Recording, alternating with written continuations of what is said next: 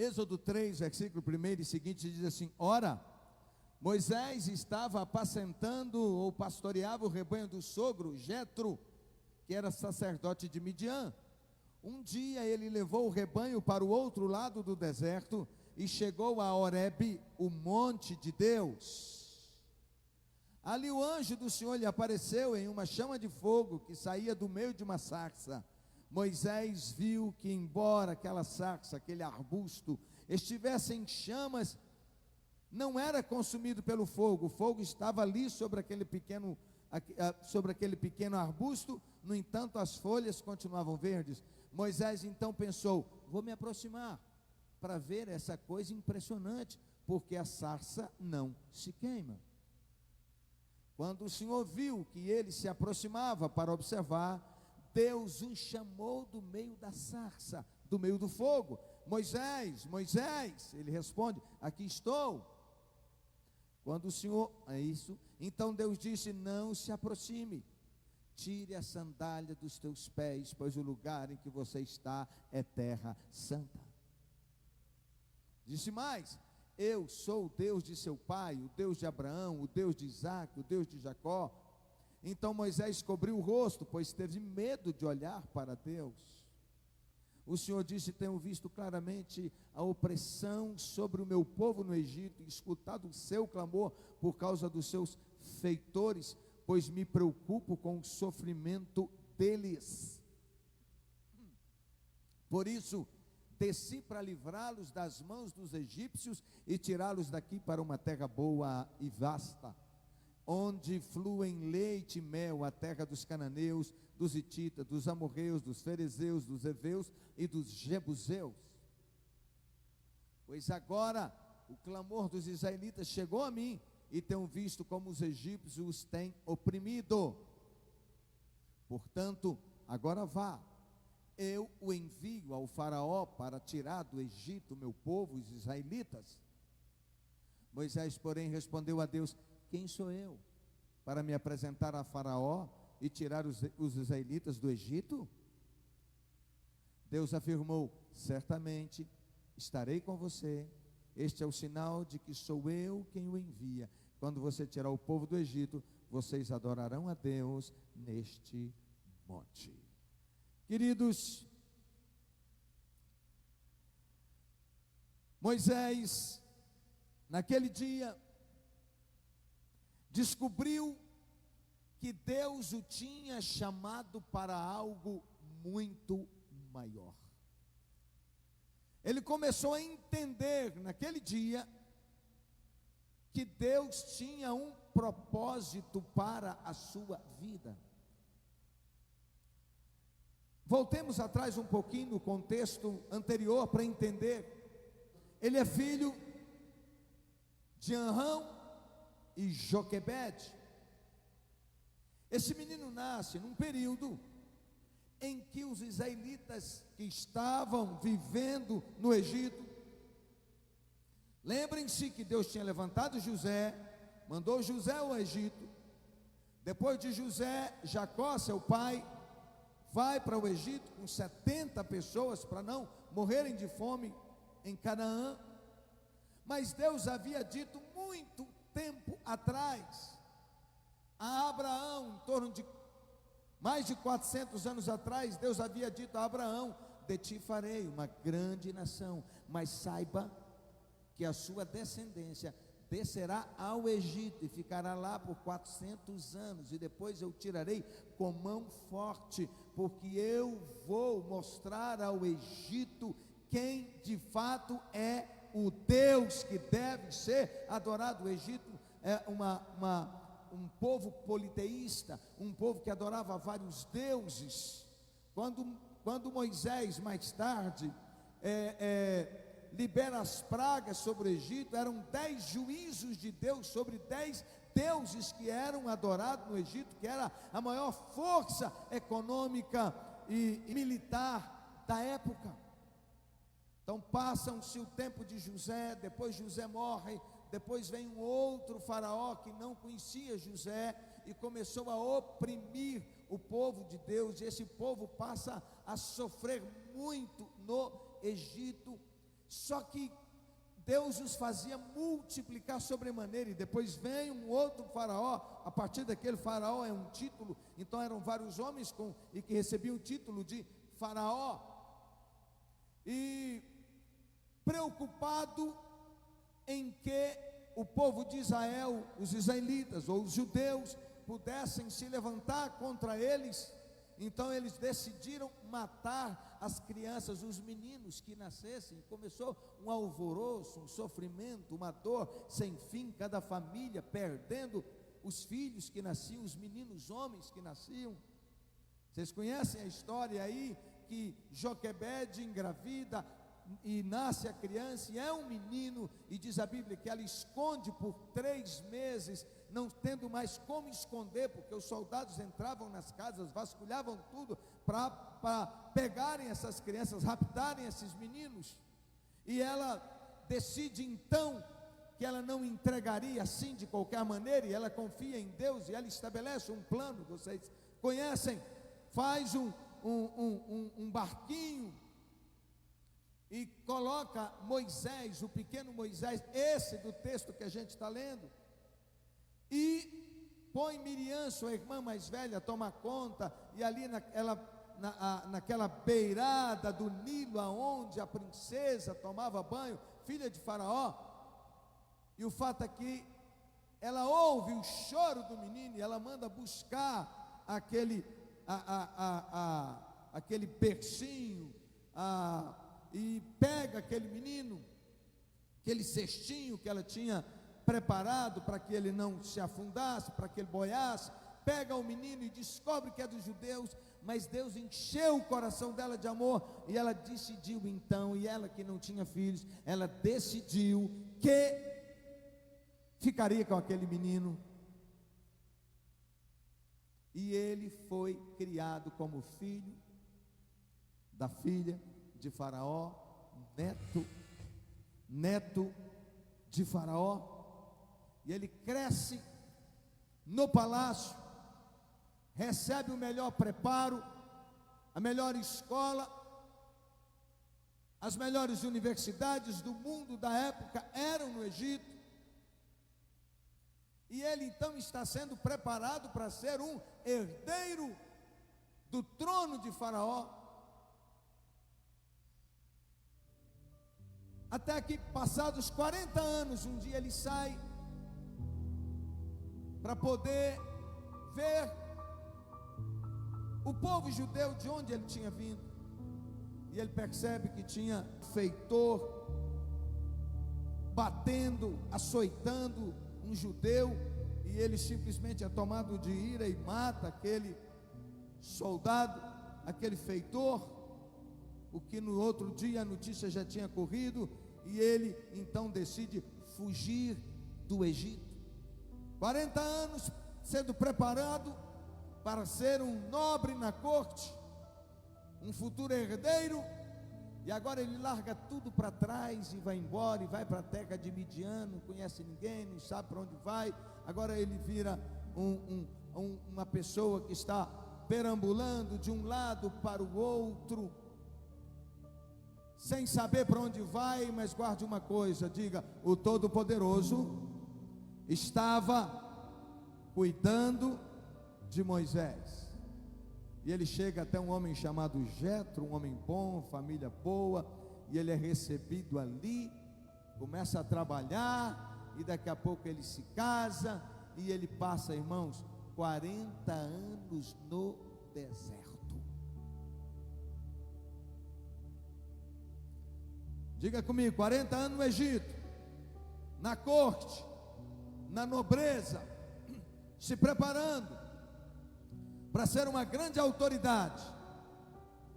E agora ele passa 40 anos, diga, agora ele passa mais 40 anos no deserto, cuidando de ovelha, com cheiro de ovelha, debaixo de um sol causticante. Essa era a realidade de Moisés. Diga: Deus tem seus planos. Olha para quem está do seu lado e diga: Deus tem seus planos.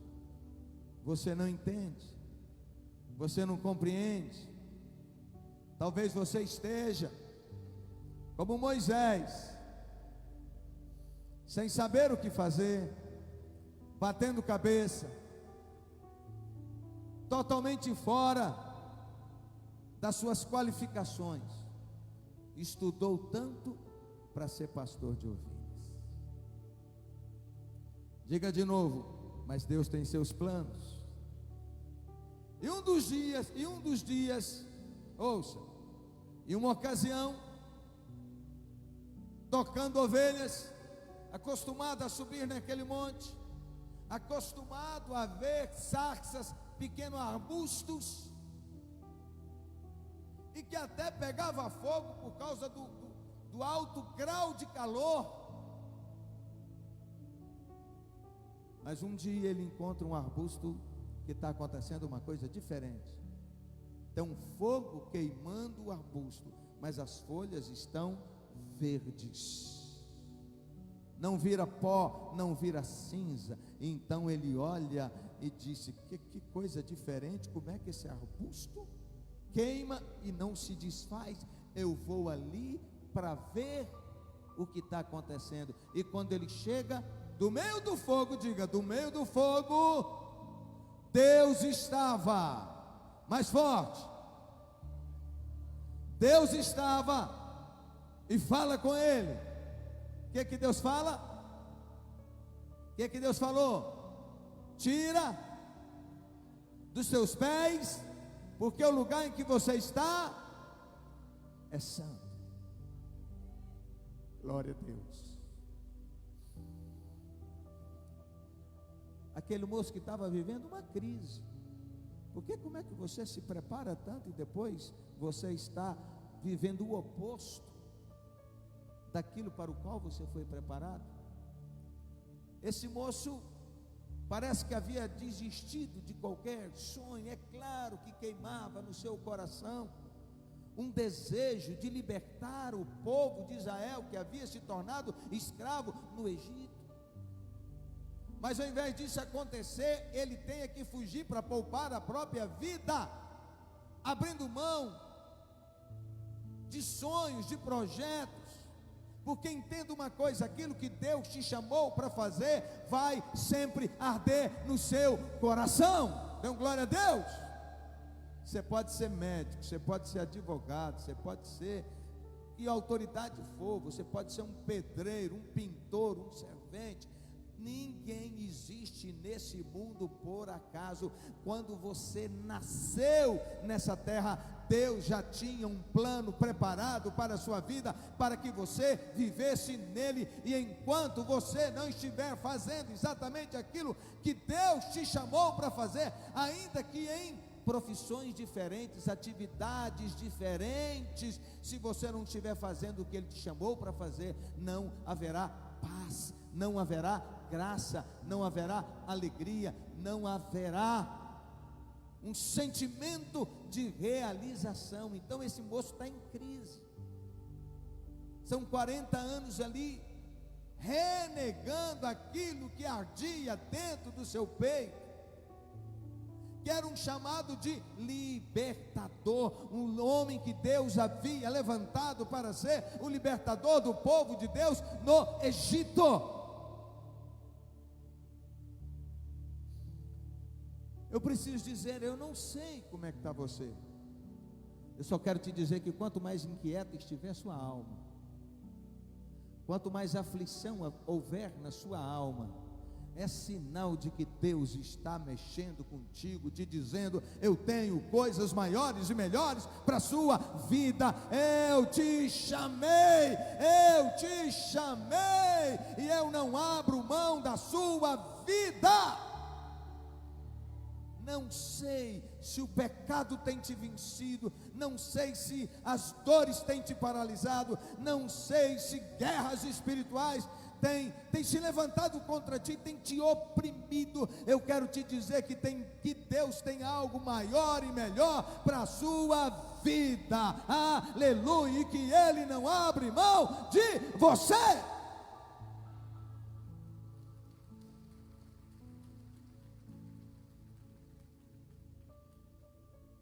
Se ele estava fugindo de Deus, ele estava mais perto de Deus que ele podia imaginar.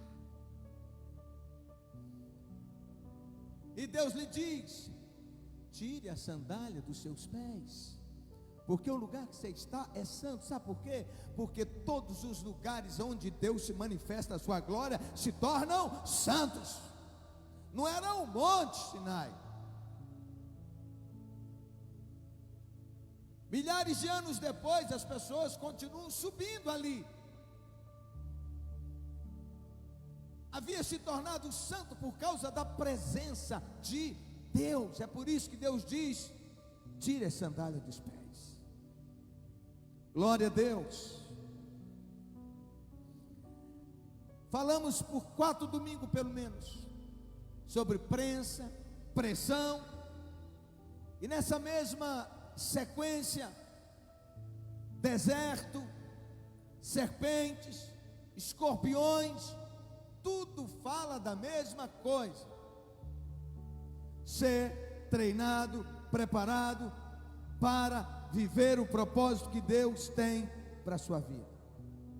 Portanto, algumas lições preciosas para nós aqui, e a primeira delas é: Deus procura o homem. E apareceu-lhe o anjo do Senhor. Os teólogos afirmam que ali é uma teofania, teós, Deus, fania, aparição. Então ali houve uma aparição de Deus no meio do fogo. Aleluia! Moisés olhou e eis que a sarça ardia no fogo e a sarça não se consumia. E a palavra que ele ouve: tira as sandálias dos seus pés. Quando Moisés se encontrou com o Senhor no deserto, Deus fez uma exigência primordial para que eles pudessem se relacionar. Faltava uma coisa para Moisés ver a glória de Deus: tirar as sandálias dos pés para estar aonde Deus estava. Era ali que Deus começava a escrever o 3º capítulo dos 120 anos da vida de Moisés. 40 no Egito, 40 no deserto, e agora a chamada para ir ao Egito, e isso vai demorar um tempo de 40 anos para a chegada desse povo à terra prometida. Sandálias falam de movimento, de dinâmica, fala sobre a poeira nos pés, dos processos da vida. Tirar as sandálias fala da oportunidade nova para reescrever uma história nova a partir do contato com essa nova realidade espiritual. Tirar as sandálias nos remete à ideia de renunciar à própria capacidade de ser. Moisés percebe que sem os sapatos a sua vulnerabilidade e sensibilidade ficam mais evidentes, fatores imprescindíveis para quem quer estar na presença de Deus com humildade. Deus só pode ter um encontro com quem realmente somos, sem vestes ou aparatos que nos escondam ou nos deem uma ideia falsa de proteção. Isso tudo nos leva a pensar que quando se está descalço, é preciso prestar atenção onde se pisa. Isso significa que estar na presença de Deus requer mais atenção, mais observação, mais reflexão. Sem as sandálias, podemos de pés descalços interagir melhor e desenvolver melhor nossa intimidade com Deus. Preste atenção. A ideia de tirar as sandálias dos pés é Deus chamando a atenção e dizendo: meu filho, tem uma outra postura espiritual, porque eu estou aqui. Tirar as sandálias fala de abrir mão do orgulho, fala de abrir mão de vaidades, fala de abrir mão de coisas que nós gostamos e que são prioridades na nossa vida, mas que nós entendemos que o melhor para nós é a presença de Deus. Isto é, para termos a presença de Deus, precisamos sempre abrir mão de alguma coisa ou de muitas coisas. Tirar as sandálias fala de reconhecimento: eu estou diante daquele que é imensamente maior do que eu e que eu dependo dele. Algumas casas têm costume, especialmente na cultura no Japão, os calçados ficam todos lá fora, as pessoas só entram dentro de casa descalças. Por quê? Porque porque o calçado pode trazer vírus, pode trazer bactérias, pode trazer vários males. Então isso celebra a casa e dignifica a casa, declarando: a minha casa é um lugar muito importante, é o melhor lugar para estar, e eu não posso contaminá-la com nada. Amém? Tirar as sandálias dos pés para estar na presença do Senhor é se descontaminar do mundo, é se distanciar das coisas que desagradam a Deus e estar somente e tão somente para Ele. Ver uma sarça ardente, uma sarça que pega fogo, um pequeno arbusto, um espinheirozinho pegando fogo, passaram lá ao lado dela, até mesmo pegando fogo, como eu disse, não era incomum no tempo de Moisés, tal era o calor. Agora, ver uma sarça pegando fogo e não virando cinza, era o sobrenatural. Olha para mim, o que eu quero te dizer, e o que Deus manda te dizer? Deus quer te tirar do lugar comum para o lugar sobrenatural. O que o Senhor está dizendo à igreja Betel, que é chegado o tempo de tirar as sandálias e se humilhar na presença do Senhor e buscar mais do Altíssimo, porque Ele quer revelar a sua glória a cada um de nós. Você pode dar uma glória a Deus?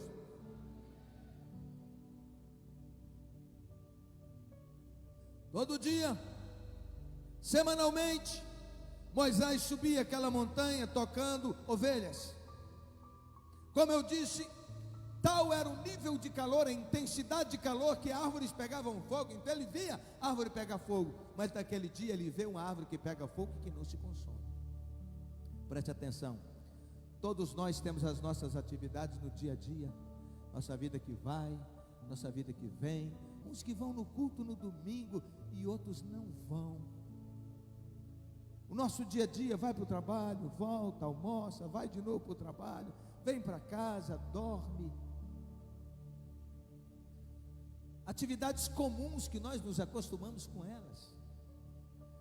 Mas quando o Senhor se manifesta a Ele, e Ele agora está dizendo isso a nós: eu estou cansado de vocês serem comuns, eu estou chamando vocês para algo mais, eu estou chamando vocês para tirar as sandálias.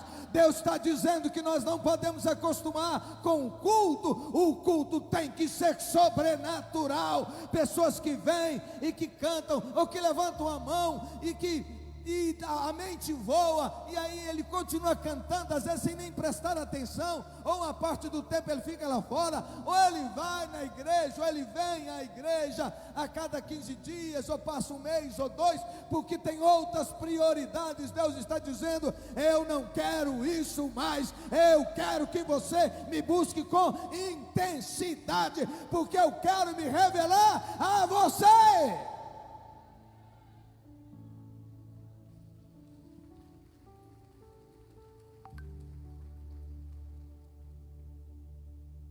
E o povo vai se acostumando.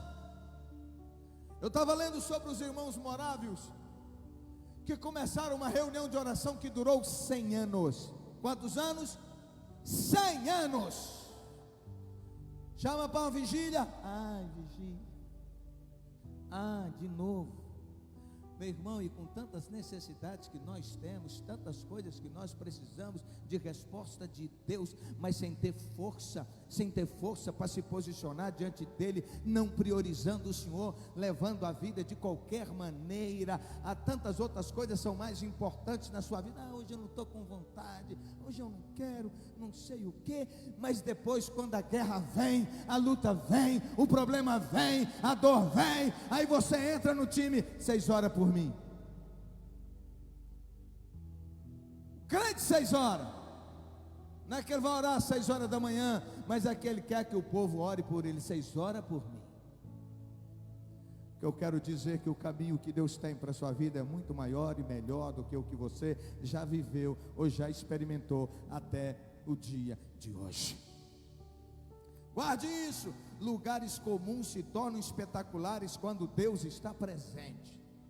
A sua casa é um lugar comum para você, mas Deus quer levantar ali uma sarça ardente, mas essa sarça é você. Deus quer que você queime na sua casa, aleluia, lutando contra os demônios, lutando contra as ciladas de Satanás, lutando contra tantas coisas que se levantam para afastar você de Deus, para afastar sua família de Deus.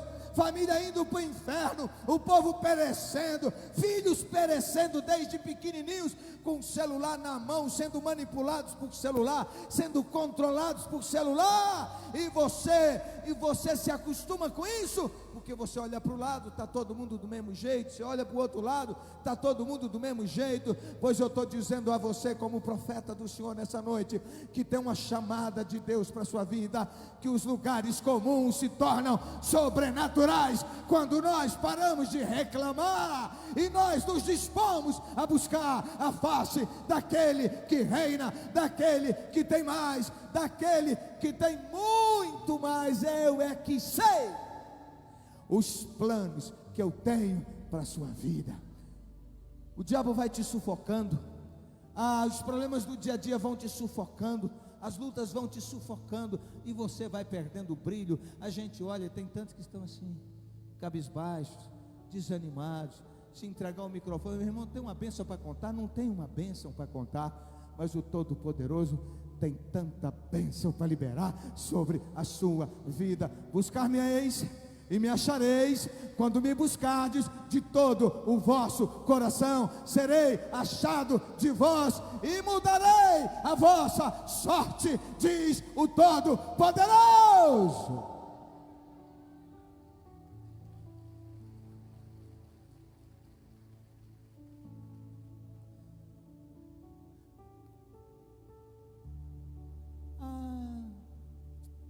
Meu grupo de pastoreio estão desanimados, as mesmas pessoas. Sabe por quê?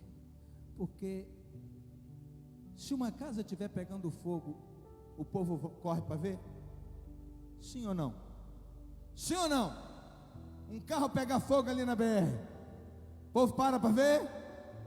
Se uma casa pegar fogo aqui perto, o povo para ver? Sim ou não?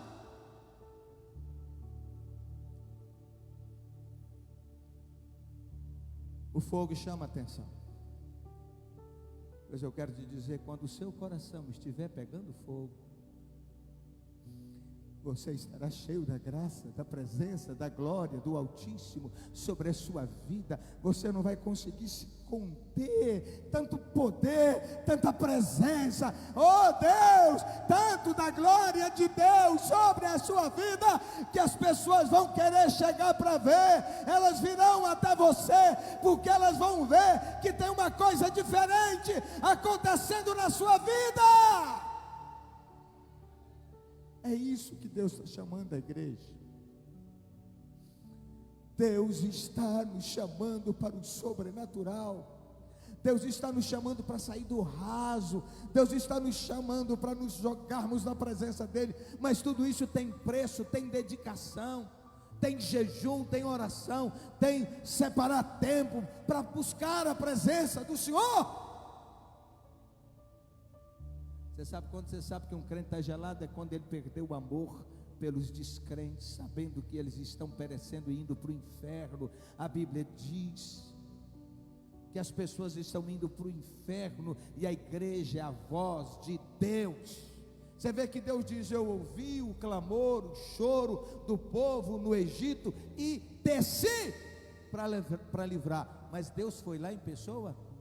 Deus mandou anjos lá? Não, Ele mandou Moisés. É você. Ele não tem ninguém melhor do que você. Aleluia. O senhor não sabe das lutas que eu tenho? Eu imagino. Acredito que você tenha muitas lutas, mas é o inimigo que sabe do poder que é você, da pessoa que é você, da autoridade espiritual que é você, que Deus liberou sobre a sua vida. Por isso ele tenta te paralisar, age para que você não consiga se posicionar. Tira a sandália dos pés, porque o lugar onde você pisa é santo. Eu quero dizer em nome de Jesus que a começar da sua casa, separe o lugar da oração, e entra naquele lugar de forma simbólica, diga: Senhor, eu estou tirando as sandálias dos meus pés, como um gesto de estar me descalçando, Senhor, tirando todo o impedimento, porque eu preciso da tua presença. Ai, apóstolo, mas eu não tenho força para orar. Então vá para esse lugar e diga: Senhor, eu preciso tanto de orar, eu preciso tanto do Senhor, mas eu não tenho força. Me ajuda, me acorde, vem sobre mim, Senhor. E fica ali um tempo na presença do Senhor. Abra salmos e leia em voz alta. Pegue o seu celular e coloque canções para tocar e cante juntamente. Esse é o primeiro dia. Vá para o segundo dia, você vai ver que as coisas começam a mudar. Você daqui a pouco vai estar totalmente envolvido com a glória de Deus, sendo incendiado. Aí você levanta de lá contra as enfermidades, a opressão vai embora, os demônios vão embora. Você começa a ter ousadia e estender a mão sobre a sua casa. Daqui a pouco você pede o óleo da unção e vai ungir sua casa, santificar sua casa, orar por sua família, parar de reclamar e passa a profetizar. Agora você que é essa árvore que queima, queima, queima, queima, queima e não se consome, e quanto mais tem de Deus, mais Deus terá de você, e os ambientes ao seu redor vão sendo transformados. Quem entendeu e quer isso, dão glória a Deus.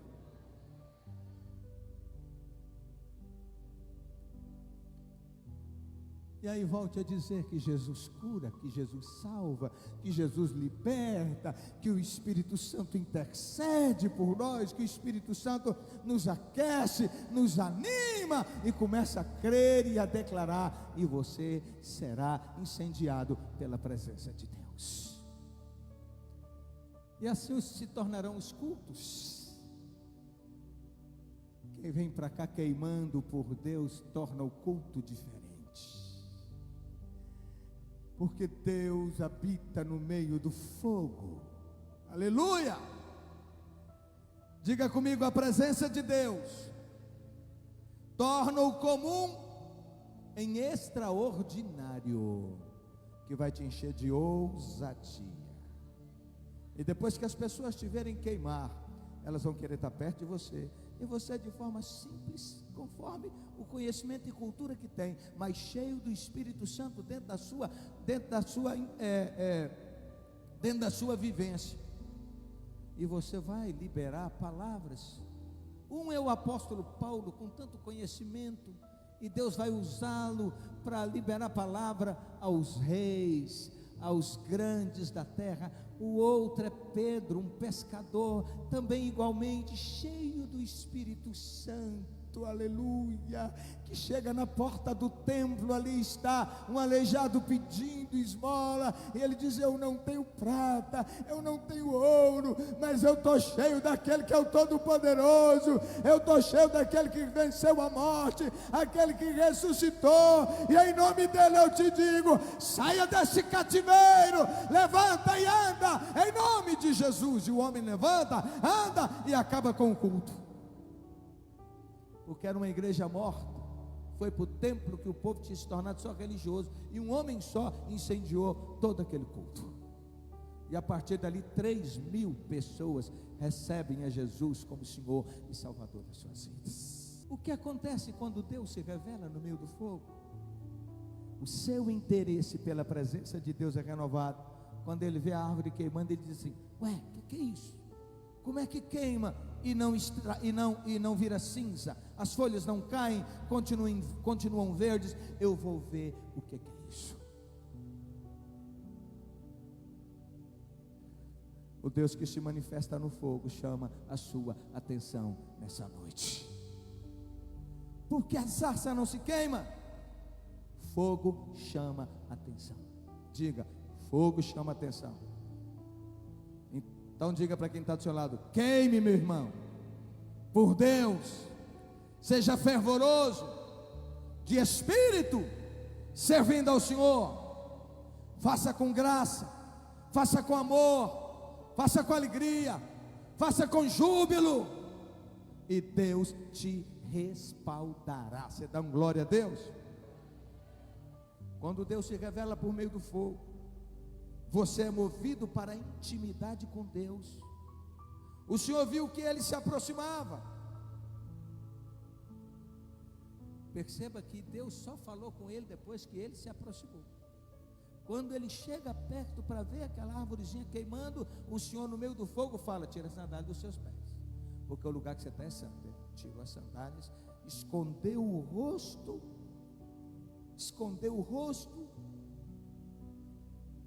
com medo da presença de Deus.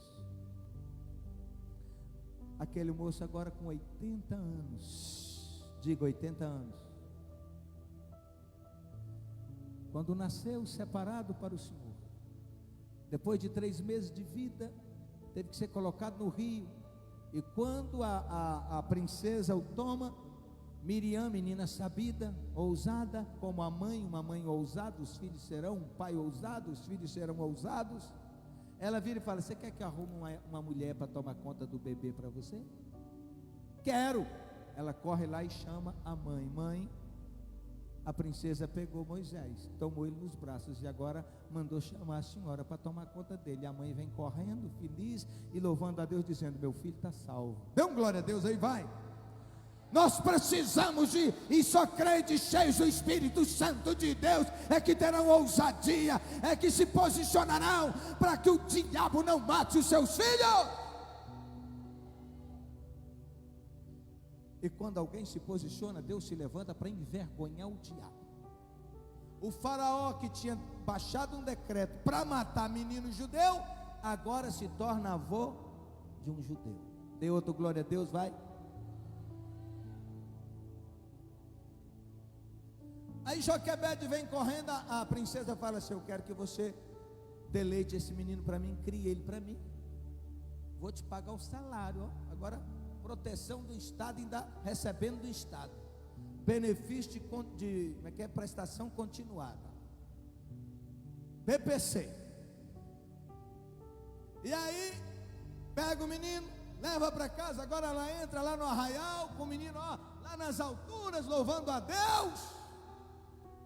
E saiba, todas as mulheres que perderam os filhos, tudo com inveja dela, porque assim, o dia que você se posicionar e queimar na presença de Deus, os outros vão criticar, os que não chegaram onde você chegou vão te malhar, vão te chamar de radical, mas Deus estará com a sua glória sobre a sua vida. E nesse tempo que ela está criando o menino, ela está discipulando o menino, contando as histórias da família, do pai Abraão, do pai Isaac, do pai Jacó, contando todos os feitos de Deus na vida da família, e dizendo: Deus falou que vai tirar o nosso povo daqui. E na hora de levar o menino, não sei se ele tinha 7, 8, 9, 10 anos, não sei que idade, quando ela leva o menino e entrega agora no palácio, esse menino já foi preparado. Esse menino já entendeu o plano de Deus para o seu povo, e ele está naquele ambiente ali, se formando e se criando ali, mas o coração dele não está no Egito, o coração dele está lá na terra das promessas. Louvado seja Deus. Depois tem essa crise que ele mata um egípcio, porque não era o tempo ainda de libertar o povo, apesar de que o chamado estava ardendo no coração dele, mas ele faz na carne, faz fora do tempo. E aí ele tem que fugir. Esse tempo é tempo difícil, é tempo de renúncia, sem entender direito como é que as coisas iriam se encaixar, como é que o plano de Deus se encaixaria na sua vida. E ele passa 40 anos lá, mas agora é chegado o momento dele se levantar no poder do Senhor, para voltar e para tirar aquele povo de lá. Quando ele volta para ver, e Deus diz para ele tirar a sandália, ele tira as sandálias. Disse o Senhor a ele: eu sou o Deus de teu pai, o Deus de Abraão, o Deus de Isaac e o Deus de Jacó. As respostas de oração são reveladas. E Deus disse: eu tenho visto a opressão sobre o meu povo no Egito, tenho escutado o seu clamor e sei que eles estão sofrendo. E ali a sua alma é curada, as suas dúvidas são sanadas. E Deus entra numa outra fase, que é levantá-lo, convencê-lo a ir cumprir a sua missão. Eu quero orar com você. Eu quero orar com você que quer que a sarça arda, só que essa sarça agora é você. Eu quero orar com você que quer mais de Deus, que está cansado do comum, do natural, e quer o sobrenatural de Deus. Eu quero orar com você que está em guerra na sua alma, com tantas lutas, sem respostas, e eu quero te chamar a se posicionar em Deus, para que Ele se revele a você, e você o conheça como o seu